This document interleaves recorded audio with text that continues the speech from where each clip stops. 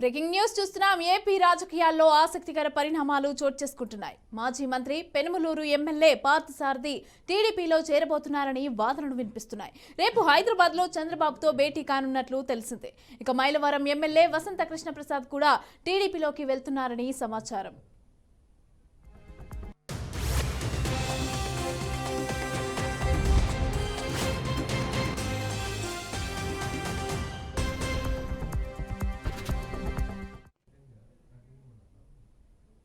రెడ్డిగా ఈ అంశానికి సంబంధించి పూర్తి డీటెయిల్స్ మా ప్రతినిధి ఏడుకొండలు అందిస్తారు. ఏడుకొండలు చెప్పండి, చంద్రబాబుతో భేటీ అయ్యేటట్టు తెలుస్తోంది పార్థసారథి, అలాగే మైలవరంకి సంబంధించిన వాళ్ళు కూడా టీడీపీలో చేరే అవకాశం ఉన్నట్టుగా తెలుస్తోంది. డీటెయిల్స్ ఎలా ఉన్నాయి?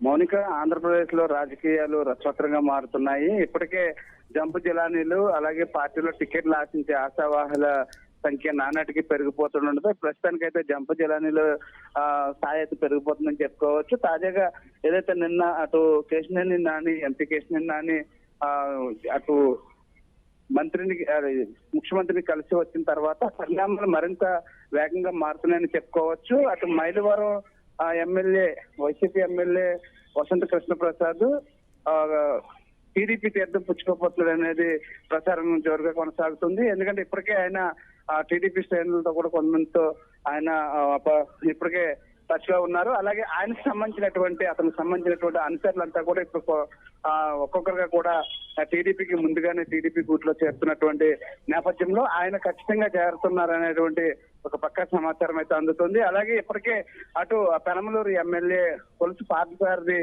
ఇప్పటికే అటు వెళ్ళి తన నివాసంలో చంద్రబాబు నాయుడు కలిసి కూడా వచ్చినటువంటి పరిస్థితి. అంటే రాబోయేటువంటి రోజుల్లో ఖచ్చితంగా ఎవరైతే ఈ యొక్క సామాజిక వర్గాలకు సంబంధించి అంటే కొలుసు పార్థసారథికి సంబంధించినటువంటి సామాజిక వర్గం అంతా కూడా మళ్ళా తనే ఎమ్మెల్యేగా ఉండాలి, తనే రావాలని చెప్పేసి కోరుకుంటున్నప్పటికీ కూడా అటు ముఖ్యమంత్రి జగన్మోహన్ రెడ్డి తన స్థానాన్ని వేరే చోటకు మార్చడం, అక్కడ వేరే ఇన్ఛార్జీలు పెట్టడం, దాని మీద కొలుసు పార్థసారథి గతం నుంచి కూడా వ్యతిరేకిస్తూ వస్తున్నారు. ఈ నేపథ్యంలోనే టీడీపీలోకి టచ్లోకి వెళ్ళారు. అలాగే ఈ రోజు తాజా పరిణామాలు చూస్తే అటు ఎన్టీఆర్ జిల్లా మైలవరం ఎమ్మెల్యే వసంత కృష్ణ ప్రసాద్ టీడీపీ కూటికి చేరబోతున్నారు. అయితే మొత్తం మీద చూస్తే ఇప్పుడు ఆసక్తికర పరిణామాలు అయితే చోటు చేసుకున్నాయని చెప్పుకోవచ్చు. ఇప్పటికే అక్కడ ఏదైతే మాజీ మంత్రి దేవినేని ఉమామహేశ్వరరావు ఇప్పటికక్కడ ఆ నియోజకవర్గ ఇన్ఛార్జ్ గా ఉన్నారు.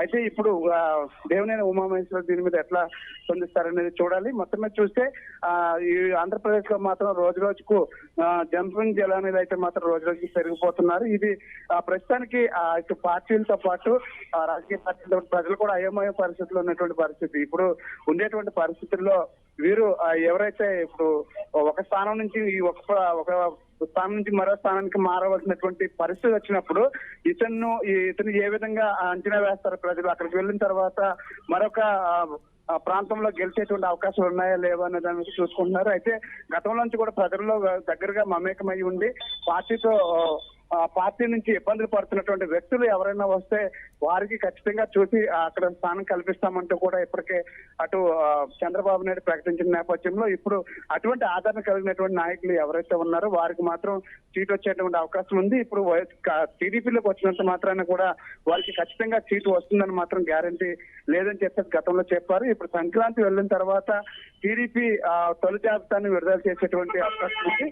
అటు టీడీపీ జనసేనతో పొత్తున్న నేపథ్యంలో ఇప్పటికీ సీట్లు ఇంకా ఒక కొలిక్కి రాలేనటువంటి పరిస్థితి. మరోవైపు బీజేపీ కూడా వీరితో కలిసి ప్రయాణం చేస్తుందనేటువంటి ఒక వార్త అయితే హల్చల్ చేస్తున్న నేపథ్యంలో ప్రస్తుతానికి ఆ మూడు పార్టీలు కలిసిన తర్వాత మూడు పార్టీలు తమకు కావాల్సినటువంటి స్థానాలు ఎన్ని అనేది కేటాయించుకున్న తర్వాత ఆ ప్రాంతంలో ఎవరైతే ఇప్పుడు బలమైనటువంటి అభ్యర్థులు ఉన్నారో, బలమైనటువంటి అభ్యర్థులు ఎవరైతే ఇటు టీడీపీ గూటుకు వస్తున్నారో వారికి అక్కడ స్థానం కల్పించాలా లేదా? గతంలో ఉన్నటువంటి టీడీపీకి గతం నుంచి కూడా సేవలు అందిస్తున్నటువంటి వారి ప్రాతినిధ్యం వహించి అక్కడ ఇప్పటి వరకు కూడా ఎక్కడ కూడా కార్యకర్తలకు ధైర్యాన్ని నింపుతూ ఉన్నటువంటి వారిని కూడా దృష్టిలో పెట్టుకుని రాబోయే రోజుల్లో సీట్ కేటాయించేటువంటి అవకాశం అయితే కనిపిస్తుంది. మొత్తం మీద చూస్తే ఈ ఆంధ్రప్రదేశ్ లో మాత్రం రాజకీయాలు మాత్రం ఇప్పుడు బాగా రోజు రోజుకు హీట్ ఎక్కువ మాత్రం ఖచ్చితంగా చెప్పవచ్చు మౌనిక.